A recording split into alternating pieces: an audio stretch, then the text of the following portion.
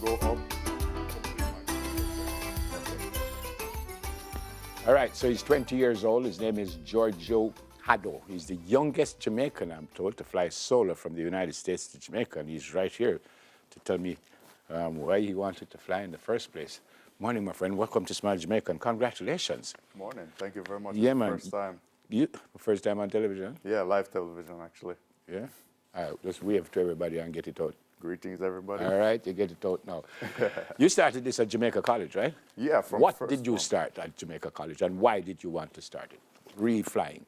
So basically, honestly, flying started before Jamaica College, really and truly. Tell me when it started. From I could walk and talk, I always loved aviation.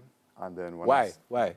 Because I used to travel a lot when I was a kid. Right. I'd stand up at the Normal Manley International Airport's window, right where the airplanes are, and just stare at them like this, face painted on the glass, you know? Yeah. So after that, when I heard that JC had this aviation program, when I was choosing the schools and stuff like that, I was like, I love this school. Yeah. This is where I want to go.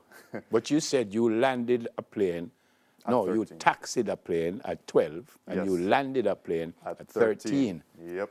It was, I could say, what's the word when you have an adrenaline rush? Yeah, it was it's just exciting, thrilling, everything, you know. Imagine your wildest dreams coming true. Yeah, You know? yeah. That's how I can So, describe it. so from early, you knew this is what you wanted. You didn't deviate and say, all right, no, I can't bother fly again. I will go turn a scuba diver. No, it was always flying. To this point, people are amazed that I kept on the path that I was on. Yeah. You know, and now my dreams have become a reality. So, how did you get to fly a plane? And it's a small plane you flew from. Where exactly in the United States where you're coming Manning, from? South Carolina. So, but the small plane can't come one straight line. We don't have enough fuel for that. That's why I made stops. How many stops? 6 stops in total. So I started in Manning, South Carolina. Yeah. Flew down to Ocala, made my first fuel stop there. Then to Naples, Florida. Made another fuel stop there, stayed the night. After that, flew over to Tamiami, and then I did another fuel stop there, stayed the night, and then left on the next morning. Well, basically the next morning type of thing, although it was over a 2-week period for some stuff that I had to sort out. Yeah. So I had to actually leave the USA and then get back.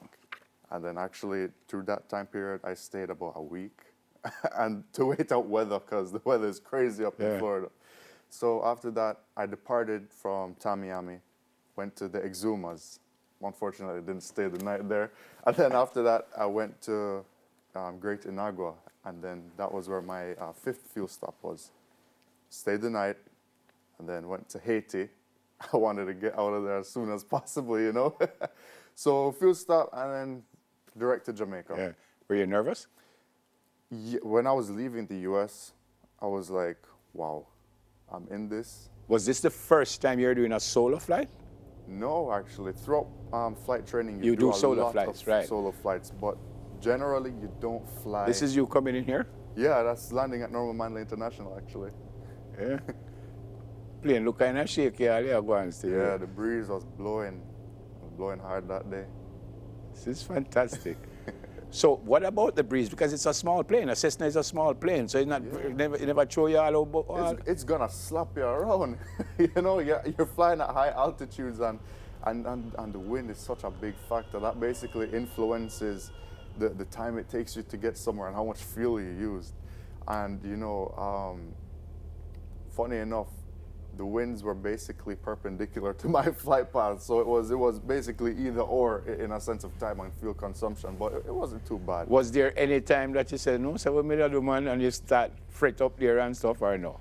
Can I tell you that when I was fretting was when I reached to Manning, South Carolina. I was like, oh my God, I'm doing this. What am I doing? And all sorts of stuff, you know, because I'm young. I was 19 at that time. And funny enough, like I came back to celebrate my birthday while we were sorting out the paperwork and stuff. So I reached Jamaica when I was 20, just turned 20 basically. So I was basically losing my mind in Manning at the hotel. I was like, I'm doing this. What am I doing? I'm far from home. I don't have my parents around me because I'm very family oriented. So it was kind of dramatic to me. But then I just called my parents and they're like, listen, you can do this. Yeah, You're and I trained." read that a couple of times you were off radar and no one knew where you were. Yeah, that's the thing about these accessories. It's not in the transponder itself. It's just a plug-in accessory that will basically make you show up on the third-party radars and stuff like that. So if I had the transponder that had everything built in, it would be much more reliable. But in the different airspaces, if this is how you say it, you would have to be connected with airports or what do you call the people? Traffic controllers. Traffic controllers. But I was flying it VFR the whole way. Which means what? Visual flight rules. So I have to avoid bad weather and stuff like that. So technically, you don't necessarily need to be in contact all the time. So you just contact them whenever you're going to fly internationally. And then that's what I did when I you was... contact them, or when they pick you up on radar, they say, I just find out, so who is this fella? Where are you? Why are you here? Or you contact them? They have you on radar already. So them know. They're just waiting for you to call them up. They're like, hey, I'm here. They're like, I know. You can't fly a plane full of people, though. You one come down, right? It's only you alone was in this plane. But I brought somebody, but yeah, more weight. But you are not. You need more flight hours. Is that what you said? I want to get to the airline. That's the end goal for me. Yeah, but don't you need certain hours up there before you can fly commercially? I'm a commercial pilot already. But I can fly passengers as well. But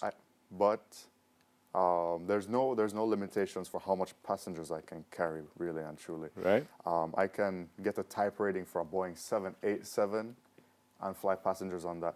But the only issue is with insurance requirements, which require hours. Okay. I can take passengers in my aircraft and fly them, no problem. But when we say carrying passengers, really, we're talking about airline type of thing, right, rather than recreational flying. Right. Recreational flying, I can take you with me if I wanted to. Yeah. And we can go up, have fun, and see Jamaica from a different perspective. I don't know about the go up and have fun with me part, but this is an amazing story. This is an amazing story. So what happens now? What's your next move?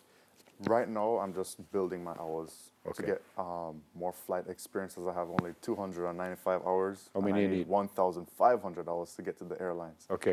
You know. The fact that it is a smaller plane, does that, in other words, if you're going, say you're going to fly, I'm going to say Air Jamaica, who is not around, but say you're going to fly one of the big Air Jamaica planes. Can you use the Cessna to build up those hours for that big plane, or no? Yeah. Because at the end of the day, flight hours is flight hours, whether no it's on a jet or on a little tiny putt-putt, you know. Okay. So that's the whole thing. But the airplane I flew doesn't have autopilot. so you haven't fly the whole way. How long flying time? Because you told me stop. But how long flying time? Flight-wise, it was around 16 and a half hours. Wow. I flew high, so I watched where the winds are coming from and basically flew with the winds as much as I could. But if you don't have the thingamajig that will tell you where the wind is, you just look and say breeze come and move out that way? Pre-flight. You're pre-flight, man. So you look at it and say, all right, so weather. we're going to have some rain over Miami or over so and so. Exactly. I could have done this. You have all that information. I could have done this. Yeah. No. Virgin, I'm so impressed. I'm so impressed. Congratulations. Well done. Look after yourself. Have a great holiday. Thank and, you. Yeah, man. And then when I decide to fly again, I hope you're the pilot. Hey, just call me when you're ready. All right. Away I go foreign. Good to see you. Giorgio Hado, youngest Jamaican to fly solo from the United States to Jamaica. 16 hours of flying time. And he needs some other hours. So when you can book him and him carrying around Jamaica, and then him get the flight hours, and then him can go work big time. Yep, recreationally. Right, no? Correct. Yeah, manager right away. Don't forget that, youth. All right, going to take a break. When we come back, serious discussion. We discuss the crime issue in Westmoreland. Stay with us, please.